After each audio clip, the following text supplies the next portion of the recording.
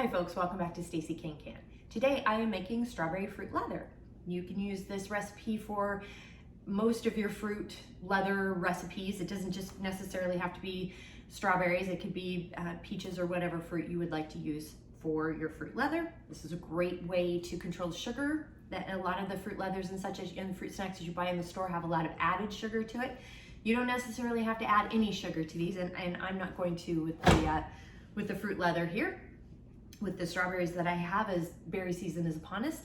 So you're gonna need about 2 cups of either fresh berries, and these best type is to have them ripe or just a little overripe for your fruit when you're making leathers, as you blend up and puree better and smooth out better. Or you can use, same thing, canned or frozen, which is a pint or 2 cups of frozen or fresh or canned berries or fruit as well. Just keep that in mind on ratios. And that goes for about a 13 by 15 rectangular tray if you have a rectangular dehydrator, or it's about the same for this dehydrator that I have. It's an older Nesco dehydrator, and it is round, so that's what 2 cups will fill up one of those, just to give you an idea. Some additional ingredients that are optional. You can add either 2 teaspoons of lemon juice or 1/8 of a teaspoon of ascorbic acid for each 2 cups of your light colored fruit to prevent darkening. So if you're using pears or maybe even applesauce or apples or whatever, you can use the lemon juice or ascorbic acid so it won't darken. The other optional ingredients that you can add is corn syrup, honey, and sugar. Sugar, just a heads up, longer it stays on the shelf, it starts to crystallize. So keep that in mind. If you know you're gonna be eating it quickly and you only have sugar, then you can add sugar to it if you'd like, but your best bet is gonna be corn syrup or honey, as it doesn't crystallize over a longer period of time. What the links are, I don't know, but I would just, you can check and the website didn't actually say, so it's just the longer it sits, the more chances it will crystallize. Keep that in mind. So that's what you need for fruit ingredients. The tools you're gonna need, you will need a blender or a food processor or something to puree your fruit, whatever equipment you have there. You need a dehydrator of some sort. You can do it in the oven. If you do it in your oven, you're gonna need to be able to prop open the oven door, and you can do that with a wooden spoon or something to just keep the door propped open. And it's best to have a thermometer in the oven just so you can kind of keep an eye on what the temperature is. My oven, the lowest it goes is 170 degrees, which is a little too hot to make fruit leathers. My dehydrator goes anywhere from 130 to 135 degrees. It only has one setting, so when you turn it on, that's what you get. The other thing that you will need is, if you'll notice, these have quite a few holes in it. So some parchment paper is great for it, or if you have the silicone covers, you can do that, because remember, you're using a liquefied, this will lick a puree, and it will go through the cracks here. But parchment paper works really well for that, and you can actually reuse parchment paper 3 to 4 times with it, because it's parchment paper is good for up to like 400, tested to 450 degrees or closer to 500, something like that, but at least 450 degrees, and obviously it doesn't get that hot in a dehydrator, so you can reuse it a few times. You're also going to need some spatulas or a spoon to kind of smear it on the trays. You'll need a knife to cut up your strawberries. And here's a few notes that I just wanted to, it's just going to be easier for me to read. If you want to use applesauce, you can either dry that alone, or you can add it to any fresh fruit puree as an extender. Say you only have just a little bit, just so much left, and you want to extend that, you can add some applesauce to it, and it might be more of an applesauce flavored, strawberry appley sauce flavored fruit leather, but still, that'll work to kind of extend it and just to keep your trays full. The other options you could possibly use instead of parchment paper is wax paper, plastic wrap, and aluminum foil. However, I don't suggest it, and they don't either. Those wax paper, plastic wrap, and aluminum foil, they restrict the airflow of your machine and don't work.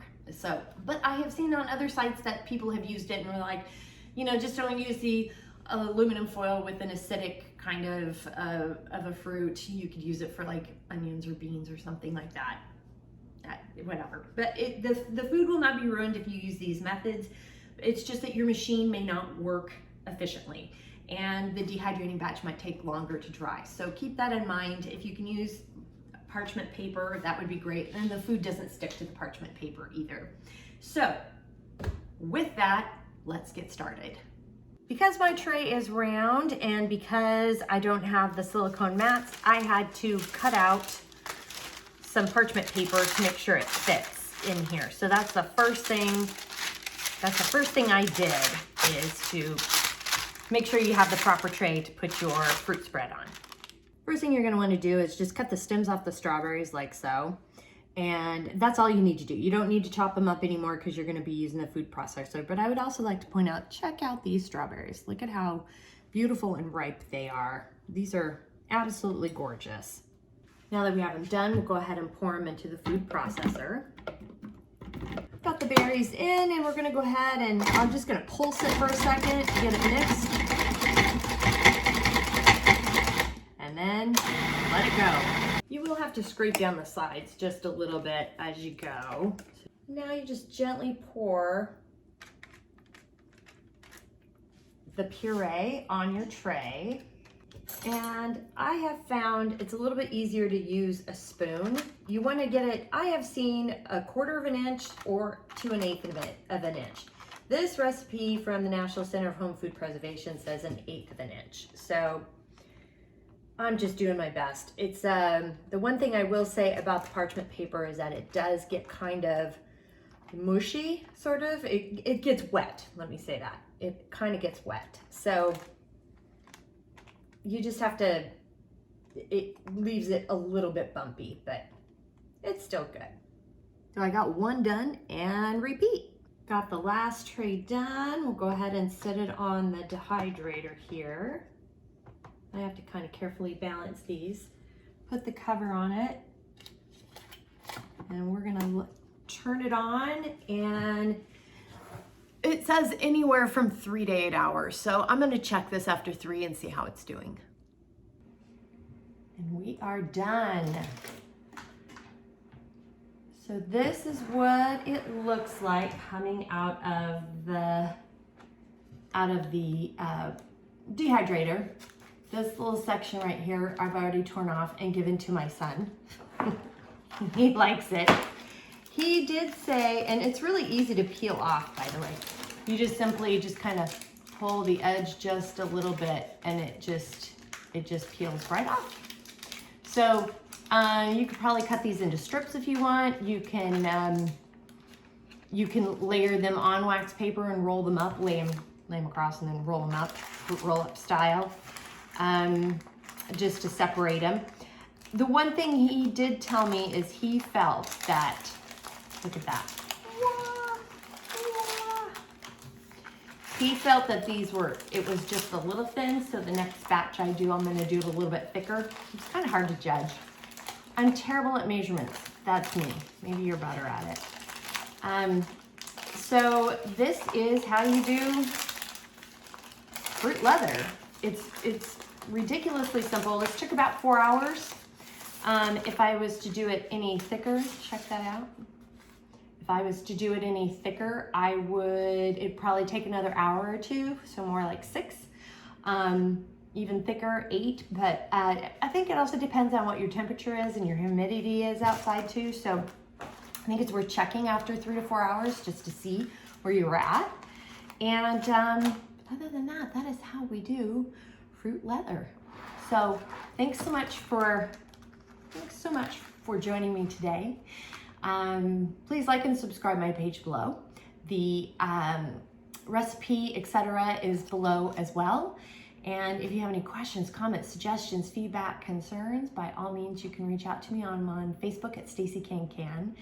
I'm on Instagram and TikTok at Stacey Can Can. My website is www.staceycancan.com. And my email is info@staceycancan.com. So thanks so much again for joining me today, and until next time, happy canning.